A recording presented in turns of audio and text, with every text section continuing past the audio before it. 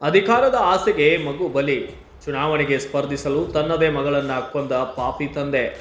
ಅಧಿಕಾರದ ಆಸೆ ಮನುಷ್ಯನನ್ನ ಯಾವ ಮಟ್ಟಕ್ಕೆ ಕೊಂಡೊಯ್ಯುತ್ತದೆ ಎನ್ನುವುದಕ್ಕೆ ಈ ಘಟನೆ ಭೀಕರ ಉದಾಹರಣೆ.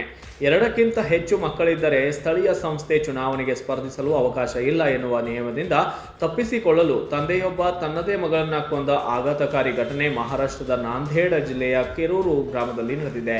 ಗ್ರಾಮದಲ್ಲಿ ವಿರಾಟ್ ಸಲೂನ್ ನಡೆಸುತ್ತಿದ್ದಂತಹ 28 ವರ್ಷದ ಪಾಂಡುರಂಗ ಕೊಂಡಮಂಗಲೆ ಎಂಬಾತನಿಗೆ ಒಂದು ಗಂಡು, ಇಬ್ಬರು ಹೆಣ್ಣು ಮಕ್ಕಳು ಇದ್ದರು. ಈ ವರ್ಷದ ಜೂನ್ನಲ್ಲಿ ನಡೆಯಲಿರುವ ಸ್ಥಳೀಯ ಸಂಸ್ಥೆ ಚುನಾವಣೆಯಲ್ಲಿ ಸ್ಪರ್ಧಿಸಿ ಸರ್ಪಂಚ್ ಆಗಬೇಕೆಂಬ ಆಸೆ ಆತನಿಗೆ ಹುಟ್ಟಿತ್ತು.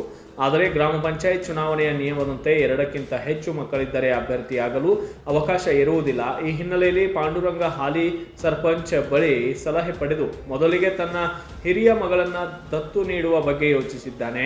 ಆದರೆ ಬಳಿಕ ಕ್ರೂರವಾಗಿ ಮಗಳನ್ನ ಕೊಲೆ ಮಾಡುವ ಸ್ಕೆಚ್ ರೂಪಿಸಿದ್ದಾನೆ ಎನ್ನಲಾಗಿದೆ.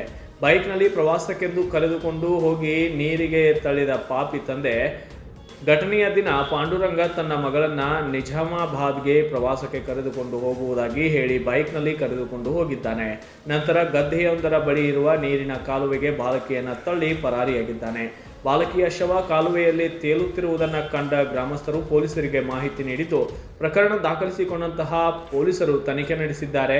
ಪಾಂಡುರಂಗನನ್ನ ಈಗ ಪೊಲೀಸರು ವಶಕ್ಕೆ ಪಡೆದು ವಿಚಾರಣೆ ನಡೆಸಿದಾಗ ಕೊಲೆ ಮಾಡಿರುವುದನ್ನು ಆತ ಒಪ್ಪಿಕೊಂಡಿದ್ದಾನೆ ಎನ್ನಲಾಗಿದೆ. ಪ್ರಕರಣಕ್ಕೆ ಸಂಬಂಧಿಸಿದಂತೆ ಪೊಲೀಸರು ಮುಂದಿನ ತನಿಖೆ ಕೈಗೊಂಡಿದ್ದು, ಅಧಿಕಾರದ ಆಸೆಗೆ ಮಗುವನ್ನೇ ಬಲಿ ನೀಡಿದ ಪಾಪಿ ತಂದೆಯ ಕೃತ್ಯ ರಾಜ್ಯದಾದ್ಯಂತ ತೀವ್ರ ಆಕ್ರೋಶಕ್ಕೆ ಎಡೆ ಮಾಡಿಕೊಟ್ಟಂತಾಗಿದೆ. Bureau report, Kannada Janashri news, Mumbai.